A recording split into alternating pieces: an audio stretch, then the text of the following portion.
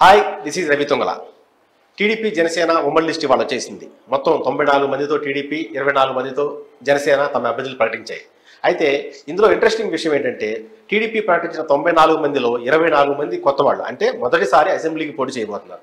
అంటే టీడీపీ వాళ్ళు లోకేష్ చేపట్టిన యువగళం అనే పాదయాత్రని యువగళం మీతో అక్కడితో ఆపేయకుండా వాళ్ళు ఆచరణలో చేసి చూపించారు. అంతా యువతకి ప్లస్ ఫస్ట్ టైం వచ్చిన వాళ్ళకి ప్లస్ పార్టీ కోసం కష్టపడిన వాళ్ళకి ప్రాధాన్యత ఇచ్చారు.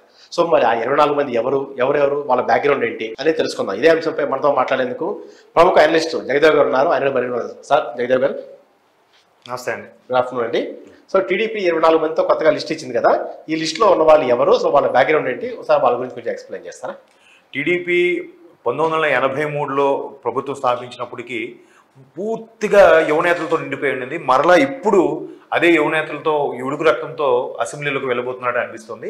ఎందుకంటే ఇప్పుడు ఒకసారి ఈరోజు పొద్దున్న టీడీపీ జనసేన అధ్యక్షులు అయిన బాబు గారు, అలాగే జనసేన పవన్ కళ్యాణ్ గారు ఉమ్మడిగా ప్రెస్ మీట్లో రిలీజ్ చేసిన లిస్టు చూస్తే మీరు అన్నట్టుగా 94 మంది టీడీపీ అభ్యర్థులు, అలాగే 24 మంది జనసేన అభ్యర్థులు లిస్టు రిలీజ్ చేశారు. అయితే ఈ 94లో 24 మంది 24 మెంబర్స్ కొత్త రక్తం. అంటే ఇంతవరకు అసెంబ్లీలోకి వాళ్ళు అడుగు పెట్టలేదు. అసెంబ్లీ అంటే ఎలా ఉంటుందో కూడా తెలియదు. మనం సినిమాలో చూపించినట్టుగా వాళ్ళందరూ కూడా త్వరలో అధ్యక్ష అనబోతున్నారు అనమాట. సో 24 మంది కూడా ఆల్మోస్ట్ ఆల్ కొత్త వాళ్ళ విషయం పక్కన పెడితే కొంచెం మిడిల్ ఏజ్డ్ వాళ్ళు ఉన్నా కూడా వీళ్ళందరూ యువ రక్తంగానే మనం ప్రొజెక్ట్ చేయొచ్చు. రాజకీయాలకు కొత్త, రాజకీయానికి జూనియర్స్ అనమాట. జూనియర్స్ గా యువ రక్తంగా వెళ్ళబోతున్నారు. మీరు అన్నట్టు దీనికి బీజం పడింది కూడా యువగలం పాదయాత్రలో లోకేష్ గారు ఏదైతే అందరినీ కలుపుకుపోయి ప్రతి నియోజకవర్గాన్ని, గ్రామాన్ని కూడా ఆ సమావేశాల్లో కూడా ఎక్కువగా యువ నేతలను హైలైట్ చేస్తూనే మాట్లాడారు ఆయన స్టేజ్ మీద పెడుతూ చెప్తూ. అది కూడా ఈసారి యువతకే ఎక్కువ ప్రాధాన్యత ఉండబోతుందని కూడా చెప్పారు. దాని తగ్గట్టుగానే మ్యాక్సిమం ఇప్పుడు సోషల్ మీడియాలో కానీ లేదంటే జనరల్ రెగ్యులర్గా కానీ ఎవరెవరు టీడీపీకి యాక్టివిస్ట్గా ఉన్నారు, లేదా సోషల్ మీడియా యాక్టివిస్ట్ ఎవరున్నారు, రెగ్యులర్గా ఎవరున్నారు, లేదంటే ఎప్పటి నుంచో పార్టీకి సర్వీస్ చేస్తున్న టీడీపీ సీనియర్ నేతలు ఉన్నారు, వాళ్ళ పిల్లల్ని, లేదంటే వాళ్ళ మేనల్ని, లేదంటే వాళ్ళ మనవల్ని, అట్లాంటి వాళ్ళని యువ నేతలనే పెట్టుకుని ఉండే పరిస్థితి కనిపిస్తుంది. దానికి ఎగ్జాంపుల్గా మనం చాలా పేర్లు చూడొచ్చు. రాజేష్ మహాసేన అని ఉన్నారు. ఆయన సోషల్ మీడియాలో టీడీపీ తరఫున చాలా యాక్టివ్గా ఉంటారు. ఆయనకి ఈసారి పి గణవరం నుంచి అక్కడ టికెట్ కన్ఫర్మ్ అయింది. సో ఆయన కూడా మొదటిసారిగా అసెంబ్లీలోకి అడుగు పెట్టబోతున్నారు.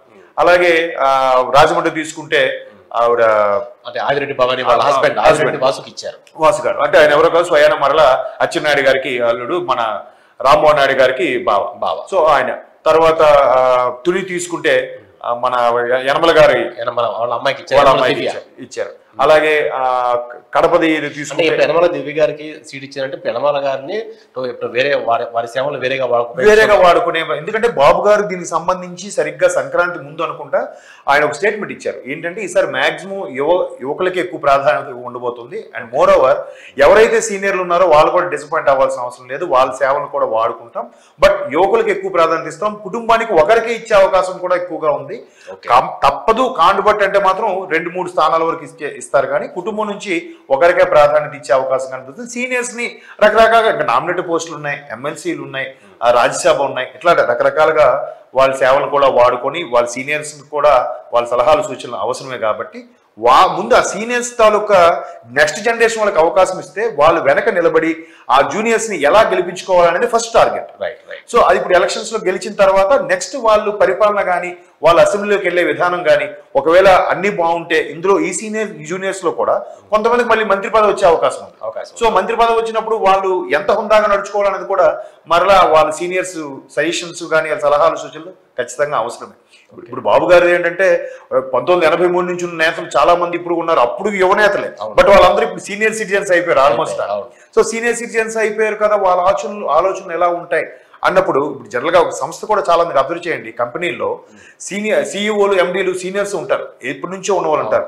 ఈ యంగ్ టీం వచ్చేసరికి 50% సీనియర్స్, 50% జూనియర్స్ తో ఐఎస్బి నుంచి వచ్చిన వాళ్ళని, లేదంటే ఫారెన్ లో అబ్రాడ్ లో పెద్ద పెద్ద యూనివర్సిటీలో చదువుకుని వచ్చిన వాళ్ళని రిక్రూట్ చేసి వాళ్ళు వీళ్ళు కలిపి పనిచేసేలాగా బిజినెస్ డెవలప్ అయ్యేలాగా ప్లాన్ చేస్తారు. సో ఇక్కడ కూడా టీడీపీ సేమ్ ప్లానింగ్ చూస్తే ఒక డెవలపింగ్ కి ఏదైతే ఉపయోగం అవసరమో రాష్ట్ర అభివృద్ధి కోసం కానీ లేదంటే పరిపాలనా విధానంలో కూడా వీళ్ళు పాత అయిపోయారా, వీళ్ళు ఆలోచనలు ఇంకా ఇప్పుడు రుద్దుతున్నారా అనిపించుకోకుండా కొత్త వాళ్ళకి ఎక్కువ అవకాశం ఇచ్చి వాళ్ళ అభిప్రాయాలను కూడా వాళ్ళ ఇన్నోవేటివ్ థాట్స్ కూడా, ఎందుకంటే యువరక్తం అనేసరికి అగ్రెసివ్గా వెళ్ళిపోతుంటారు ప్రతిదీ.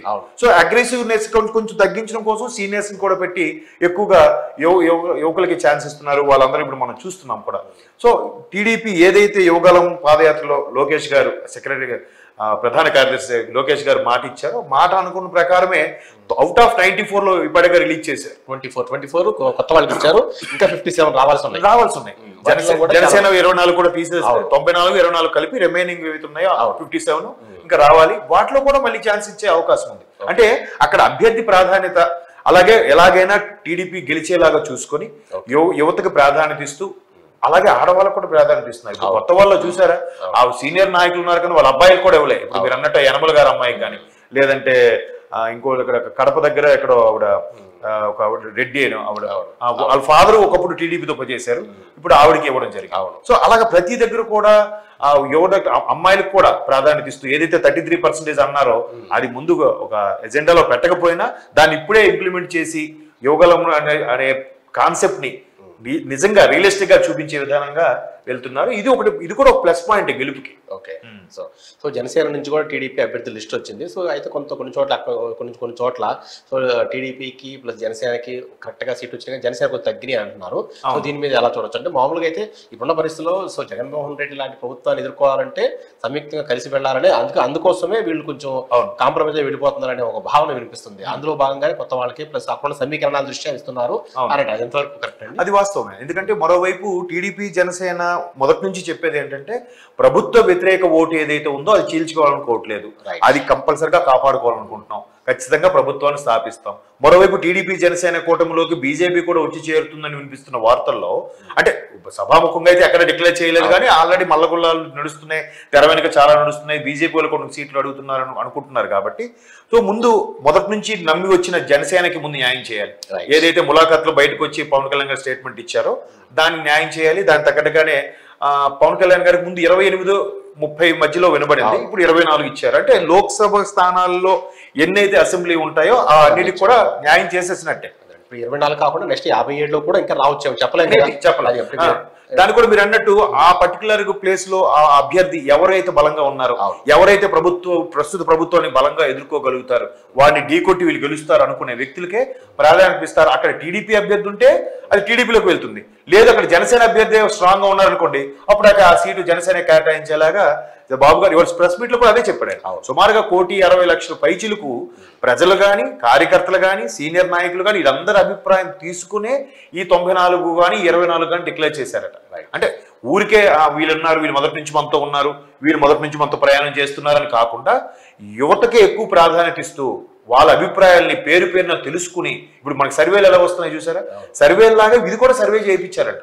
ఆ సర్వే చేయించే అంతమంది కుర్రోళ్ళతో అభిప్రాయం తీసుకుని ఎక్కువ యువత ఎవరినైతే ఎక్కువ కోరుకుంటున్నారో వాళ్ళకే సీట్ ఇచ్చేలాగా ప్రాధాన్యత ఇచ్చారు. నిజంగా ఇది ఒక యువగలం అని టైటిల్ పెట్టినందుకు నెక్స్ట్ జనరేషన్కే సీట్లు ఎక్కువ ఇవ్వడం అనేది సంతోషకరమైన విషయం అన్నమాట. థ్యాంక్ యూ అండి, థ్యాంక్ యూ జగదేవ్ గారు.